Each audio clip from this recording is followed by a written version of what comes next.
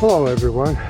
So let's talk about what's happening around the world. Temperature records were shattered across southern Asia this past weekend. All-time highs of 44.2 degrees C or 111.6 degrees Fahrenheit in Vietnam and Laos. And Thailand saw its hottest temperatures on record this weekend of 41 C or 105.8 degrees Fahrenheit.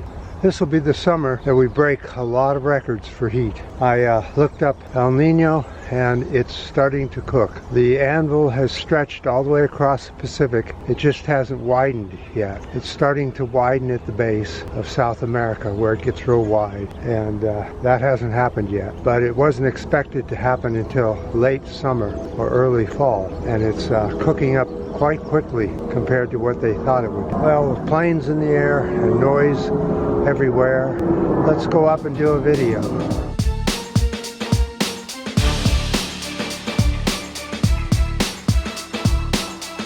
Okay, let's talk about another problem with global climate change. A new study, extreme rainfall will significantly threaten global food production due to climate change, the accompanying extreme weather events. For example, extreme rainfall reduced 1/12 of China's rice yield over the last 2 decades. Extreme heat over the last 2 decades, projecting up to 8.1% in lost yields by the year 2100. Extreme rainfall with high intensity damaged plant tissue directly in some instances. In other scenarios, high volume rain limited nutrients from being picked up by washed out or waterlogged soil. So the intense rain just washed the nutrients right out of the soil. Also, extreme rainfall was preventing successful pollination of plants by insects because of insects being killed by the extreme rain. These foods will be in short supply in 2023 all over the world. Corn, bread, vegetable oil,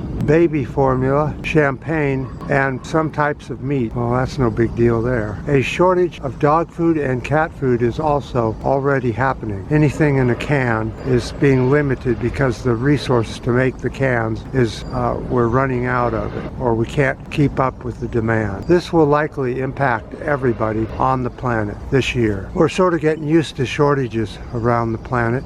The lack of supply, the shortages, they can't keep things in stock. I was down in Walgreens, which is a drugstore here in California, and about half the store was empty. The shelves were bare because they couldn't get supplies, and that's drugs and things over the counter. Even toilet paper was in short supply. So we may end up with another toilet paper shortage here in the U.S. in not too distant future. So with all that news, I think that'll do it for today. Partly cloudy today. The other day, a week ago, we had an incident during the night. About 12:30, we heard all this gunfire around the neighborhood, a little distance off, about a quarter of a mile. And the gunfire was just rapid and continuous, multiple guns, and it went on and on and on till 5:30 that morning.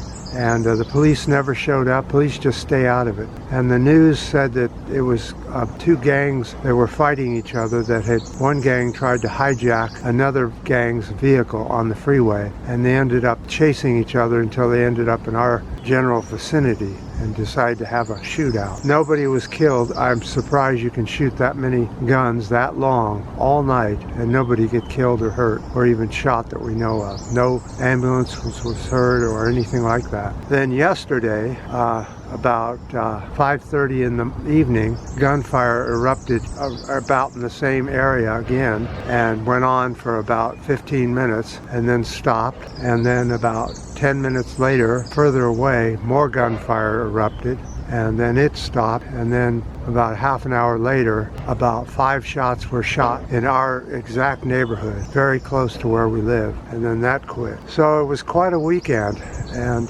before and after the weekend was quite violent here in the Bay Area. And only about 3 people per day were shot here in the Bay Area and killed throughout the cities in the Bay Area. not too many deaths. Only 3 this time. Next weekend, it'll be a different story. The police are trying to crack down on the gangs having sideshows around the neighborhoods, which are hundreds. They impounded over 250 cars last weekend in sideshow incidences, and they're planning on making quite a crackdown this weekend coming up, where it's supposed to be up to 90 degrees, and so that brings out the nuts and the hoodlums, and they decide to rip up the neighborhoods. But hopefully the cops can control it. That's what we pay them for. And things will get back to somewhat normal. So on the camera issue, the camera is here. Most of the equipment is here. Today, another package arrives with the battery charger and the cables to upload